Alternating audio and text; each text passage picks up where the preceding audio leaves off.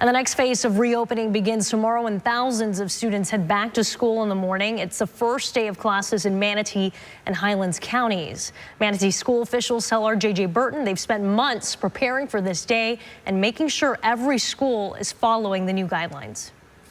For the first time since March, Manatee County schools will be open. Students who choose in-person classes will be returning, and teachers will be in the classrooms teaching them, not over Zoom. And many teachers are concerned. They're saying it's too soon because of COVID-19. No, I don't believe we should go back to school at all, at least until the numbers start coming down and people are safer. But some parents disagree. These kids, they just want to get back to normalcy with the rest of the world. It won't be the normal that most people are used to. And the district leaders had to make several policy changes to follow CDC's social distancing guidelines. The main topic, of course, masks. Amy Riddle says that's why her daughter chose to do e-learning for her sophomore year. And she was all 4 or 5 days a week. Mom, I want to go back to school.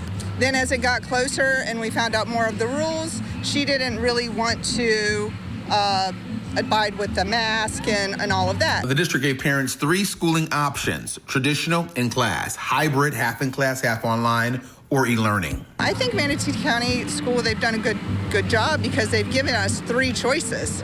You know, they're not going to make everybody happy, but 3 choices. You got to pick what's best for you and yours. A mask must be worn at all times unless at breakfast or lunch, and teachers can give students permission to take the masks off to take a break, but that's only if the student is outside of the classroom and following social distancing guidelines. In Manatee County, JJ Burton, ABC Action News.